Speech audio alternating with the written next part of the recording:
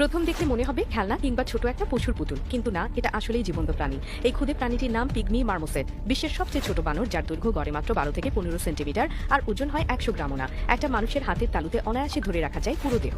এই প্রাণীটি মূলত পাওয়া যায় দক্ষিণ আমেরিকার অ্যামাজন বনাঞ্চলে, বিশেষ করে ব্রাজিলে, পেরু, ইকুয়েডর এবং কলম্বিয়ার গহীন অরণ্যে। এর লাফিয়ে চলে আর দিনের বেশিরভাগ সময় ব্যয় করে খাবার খোঁজার কাজে।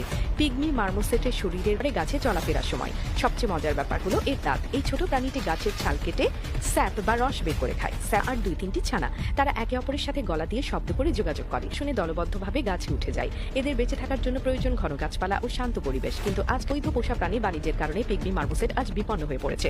অনেকেই এদের ধরার চেষ্টা করে, কারণ ছোট আকার আর মিষ্টি চেহারার কারণে বিদেশে এদের পোষা প্রাণী হিসেবে বিক্রি করা হয়। অথচ এরা প্রকৃতিতে স্বাধীনভাবে বেঁচে থাকলে সবচেয়ে সুখী থাকে। ভূমিকা কোনো অংশে কম নয়, বরং এই ক্ষুদ্র প্রাণীগুলোর অস্তিত্বই বনজয়ী জীববৈচিত্র্যের ভারসাম্য বজায় রাখতে সাহায্য করে।